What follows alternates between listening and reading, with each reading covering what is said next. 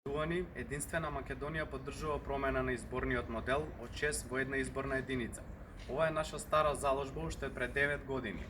Поточно, нашата партија на 22 јули 2010 година има поднесено иницијатива до Собранието за изменување и дополнување на изборниот законник со 3 амандмани.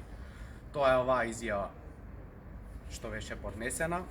Бидејќи 9 години не е земена во предвид оваа иницијатива, денеска ние повторно до Собранието ја поднесовме истата иницијатива за измени во изборниот законник.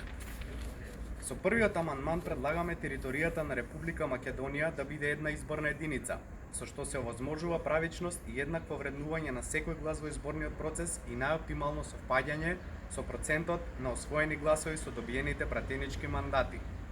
Со вториот амандман предлагаме еднаквост на представниците на сите партии на 3480 избирачки места, затоа што недозволиво е представниците на СДСМ и ВМРО-ДПМНЕ на кутиите на избирачките места на денот на изборите да добиваат дневница од буџетот, а представниците на другите партии треба да најдат наблюдувачи доброволци или пак да ги платат од сопствени средства.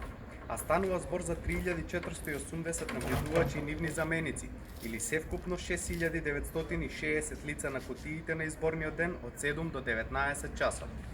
Со третиот амандман предлагаме членовите на Државната изборна комисија по престанок на функцијата да се вратат на претходното работно место и истовремено да не можат да бидат именувани или избрани за носители на јавни функции за период од 4 години по престанокот на функцијата во ДИК.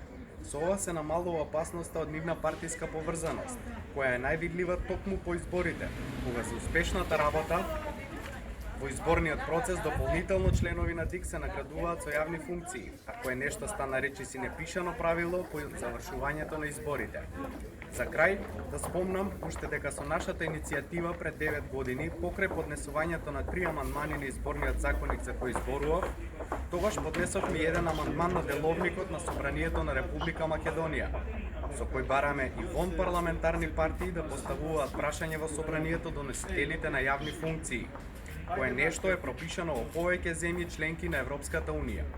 Со ова се обезбедува остварување на интересите и на оние што гласале за вон парламентарните партии, а чиј број треба да се почитува, бидејќи на секои парламентарни избори нивниот број изнесува помеѓу 70 и 90 илјади гласачи. Повикуваме било кој од пратениците или пратеничка група да ја започне законодавната постапка и најпосле да ги процесуираат поднесените амандмани од наша страна, бидејќи согласно прописите, секој пратеник е овластен предлагач. Очекуваме пратениците да бидат на висината на задачата и со усвојување на предложените амандмани да покажат државнички капацитет и одговорно лидерство за фер изборен надпревар на изборите закажани за 12 април 2020 година. Ви благодарам.